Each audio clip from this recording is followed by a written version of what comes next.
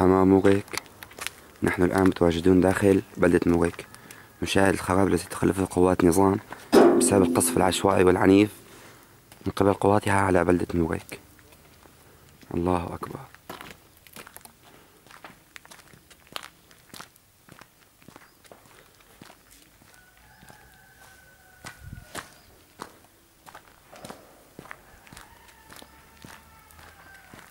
ونلتقي هنا بأحد أفراد الجيش الحر المرابطون داخل موغيك. السلام عليكم. وعليكم السلام. يعطيك العافية الله أخي. يعافيك يا أخي. حدثنا عن الوضع عندكم هون كيف؟ والله شوفت عينك، قصف صواريخ هاون مدفعية والحمد لله. الحمد لله. وشوف بقى هون تفضل. الله أكبر. اشتباكات الآن تدور بين أبطال الجيش الحر وقوات نظام داخل بلدة موغيك. الله أكبر.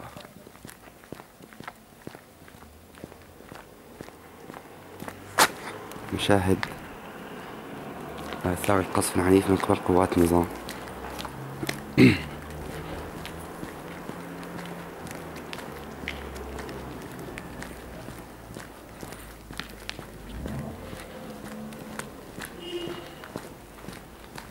نلاحظ أن البلدة خالية من السكان بسبب القصف العنيف الذي اشتد منذ أكثر من 5 أيام على التوالي على هذه البلدة.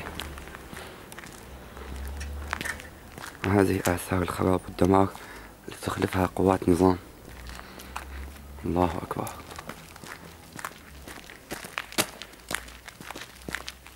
حتى الأشجار ما سمت منه. الله أكبر. هون إجا صاروخ.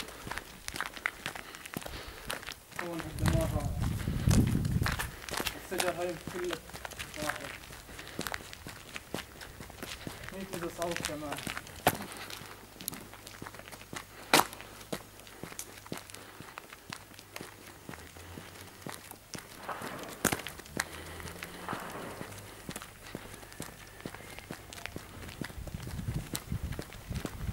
حسبي الله ونعم الوكيل.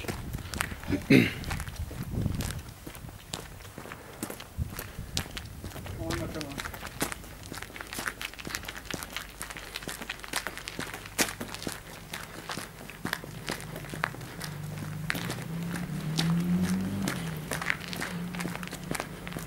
هون إجا صاروخ دمر هذا البيت. الله أكبر.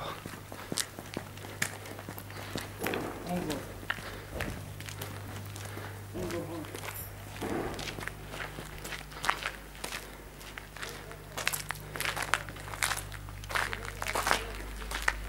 انظر هذا الدمار. انظر هنا. هو حسبي الله ونعم الوكيل. خلي يشوفوا قضاة العرب.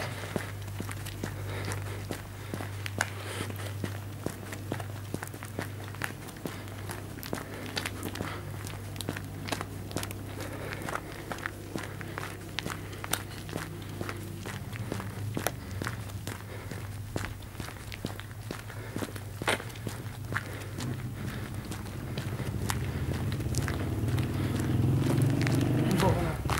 الله أكبر.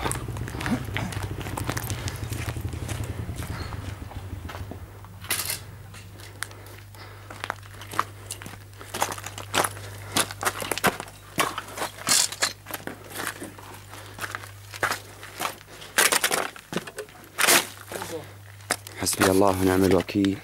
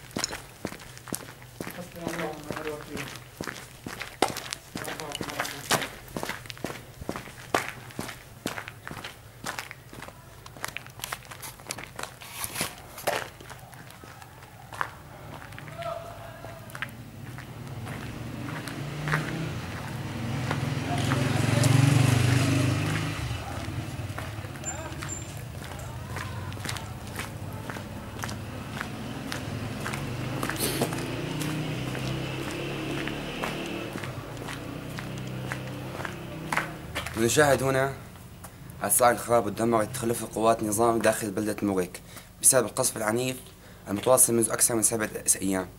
نزوح الأهالي من هذه البلدة، انقطاع الكهرباء وتقطع أسلاك الكهرباء وانعدام الحياة بكافة أساليبها في هذه المدينة. نشاهد هنا أيضا اشتداد القصف العنيف على المنازل المدنية. كان معكم أبو هادي الحموي من داخل بلدة موغيك في تقرير خاص لقناة سوريا الشعب. شكرا.